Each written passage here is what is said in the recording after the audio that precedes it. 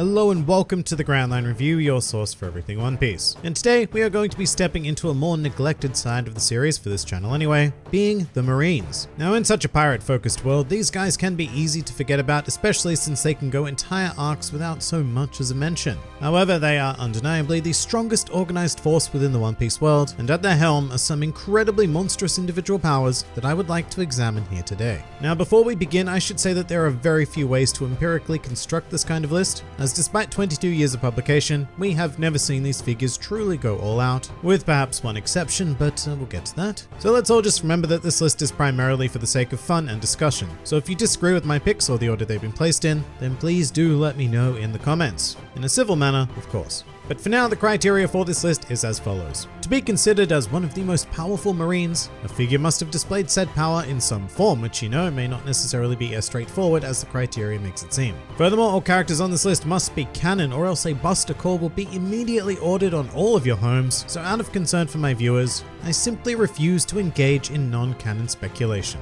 You're welcome. But with that out of the way, let's begin. Welcome to the top 5 most powerful Marines in One Piece.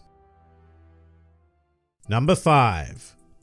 Fujitora. Kicking things off, we are heading straight to the top with an admiral, and this should be a pretty scary indicator of what's to come. So Fujitora is still a relative newcomer to the series, having been inducted into the Marines during the global draft following the Paramount War. But in that 2 years, he rose rapidly to the rank of admiral because this man is not to be trifled with. Now a lot of this has to do with his ridiculous devil fruit known as the Zushi no Mi, a paramecia type fruit that allows him to manipulate gravitational forces over whatever area he chooses at will. And to demonstrate just how potentially broken this power is, Fujitora is even able to extend his control of gravity into space and summon a meteor to collide with his unfortunate targets. But in addition to this, Fujitora also possesses incredible unnatural strength and speed, as well as a proficiency in armament haki and a specialty in observation haki. The specialty was a necessary development as Fujitora is blind, a condition that was self-inflicted, so as not to gaze upon the injustice of the world. However, this restriction has led to a highly advanced development of observation haki that almost certainly borders on, if not is, future sight, and he can sense all living things around him very, very clearly.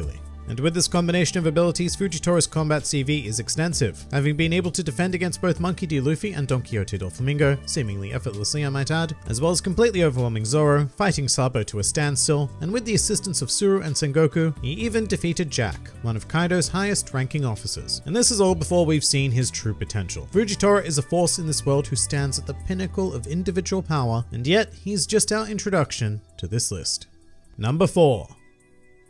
Kizaru. Moving on, let's take a look at quite possibly the fastest character in the entire series with one of the slowest of minds, Marine Admiral Kizaru. So this fine fellow is best known for having a Logia fruit that allows him to conjure, manipulate, and become light, which allegedly allows him to move at the quote-unquote speed of light. And whether or not this is strictly speaking true, well, that's up for extended debate and I won't go into it here, but what is undeniable is that Kizaru becomes fast AF, and this speed heavily increases the force of his attacks, leading to devastating results. Not only that, but conjuring light also allows Kizaru to fashion all sorts of light objects and even fire a form of laser beam, all of which is incredibly potent and will take down most opponents within a single strike. As for demonstrations of this power, well, Kizaru did manage to eliminate 4 members of the worst generation pre-time skip with incredible ease, as well as stand up to the former first mate of the Pirate King Silvers Rayleigh, and still not show any real level of concern. Now this may be because Kizaru is just, a chilled kind of guy in any situation, but at the same time, anyone who can cause the living legend that is Rayleigh even a modicum of trouble is an individual to be in awe of. But the CV doesn't end there, as Kizaru also fought Marco the Phoenix quite comfortably during the Paramount War, and even briefly took on the strongest man in the world, Whitebeard. Although with that said, there is at least one man in the world who can put a halt to Kizaru's lightspeed rampage,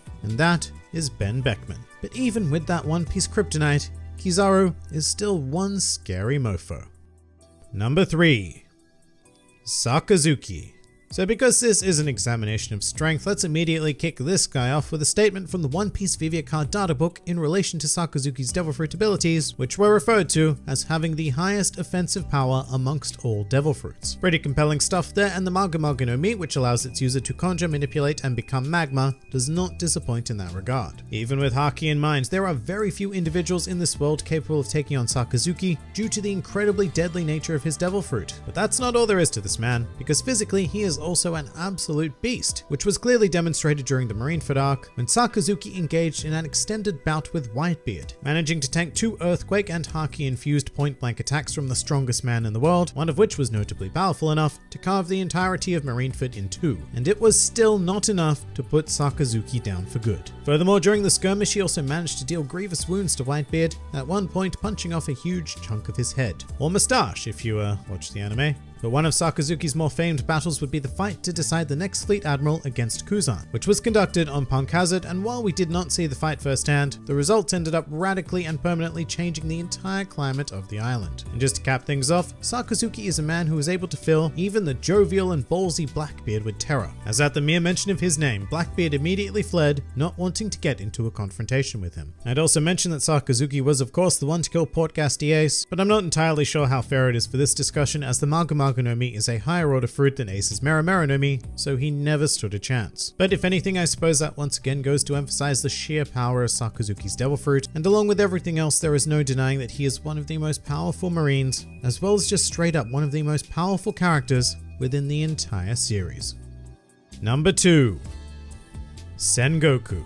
Now moving into the truly legendary territory, we have Sengoku the Buddha, a man who has been described as one of the finest tactical minds in the world and who certainly possesses the power to match. On his own, Sengoku is a physical force to be reckoned with, crowned as one of the strongest marines of his generation, which was shown when he demonstrated the raw power capable of pinning down a certain Monkey D. Garp during Marineford. However, it is impossible to move on without acknowledging his Devil Fruit, which is a mythical Zoan type known as the Hito Hito no Mi Model Daibutsu, and is quite possibly one of the craziest powers ever displayed within the series. With it, Sengoku can not only become a gigantic Buddha-like statue thing, but with his size, he gains tremendous strength and is even able to maintain his speed. But the crowning feature of becoming a big old Buddha is the ability to produce explosive shockwaves that were shown to be strong enough to blow away the majority of the Blackbeard pirates, who aren't exactly a weak group of individuals themselves. Plus, Sengoku is one of the few people in this world who possess a mastery over all 3 types of Haki, because thanks to the wonderful VV Card databook, it was confirmed that while he's never displayed it, Sengoku does indeed wield Conqueror's Haki, thus making him a very formidable presence on these seas. And really, the only issue I have with Sengoku here is that we've never truly seen what he's capable of. I mean, there have been glimpses here and there and heavy implications given his position as the former Fleet Admiral, but there's just not enough evidence to support his claim any further, and really that's the only reason why he comes in at number 2. Now before we move on to our top spot, we do have some honorable mentions for this particular list, and we're going to begin with Kuzan. Some of you may be surprised to not see him here, but my reasoning is almost entirely semantic. He isn't a Marine anymore. Therefore, he doesn't qualify. For the record, if he did, I'd probably place him below Kizaru and probably in front of Fujitora, but he was clearly inferior to Sakazuki, which is the only hard evidence we have to go on. Next up, we have another figure in the current Admiral Ryokugyu. The problem with him is that not only have we not seen any of his power whatsoever, we haven't even seen his face. He's probably ridiculously strong and he may very well deserve a spot on this list, but all we have is the single shred of tangible detail that he is an admiral, and with that alone there's not a lot I can really do. And we're in a similar situation with former Fleet Admiral Kong. Many people may try to make the argument that he's one of the strongest Marines who have ever existed, and once more, it may even be true. But while we've actually seen his face, he has no more place here than Ryokugyu, although I'm very much hoping that the series will expand on him in the future, perhaps through a flashback or something of the like. But for now, I think it's only appropriate to get back into things and conclude this video with number 1.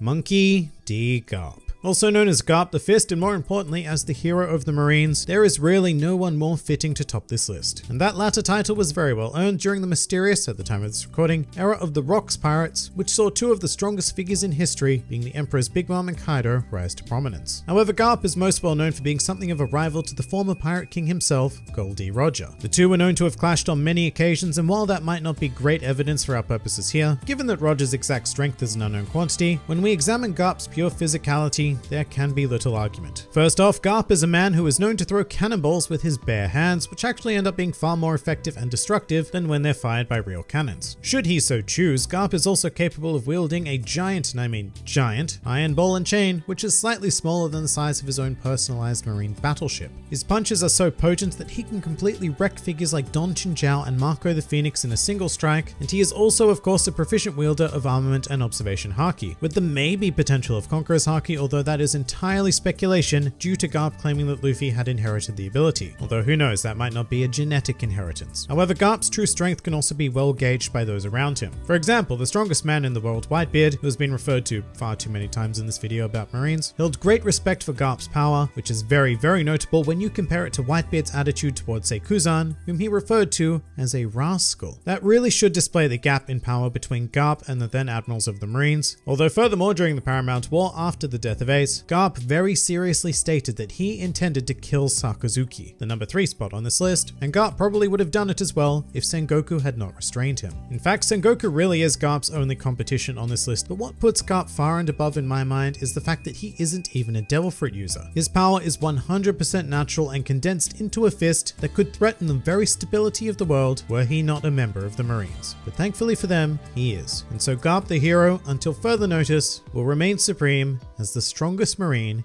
in the series. But that pretty much does it for the top 5 most powerful Marines in One Piece. If you enjoyed this video and the content this channel produces in general, then please do consider donating to the Grand Line Review Patreon, because the support of all of you amazing people is what continues to make this channel possible. And if you'd like to see more videos like this but applied to other anime and manga series, then please do check out my second channel, New World Review, for all of your wider needs. And if you'd like to join the fun at any time, then please do head over to my Discord server, where a wide array of shenaniganry takes place on a daily basis. And finally, please do comment with your own most powerful Marines in the series. This has been the Grand Line Review, and I'll see you next time.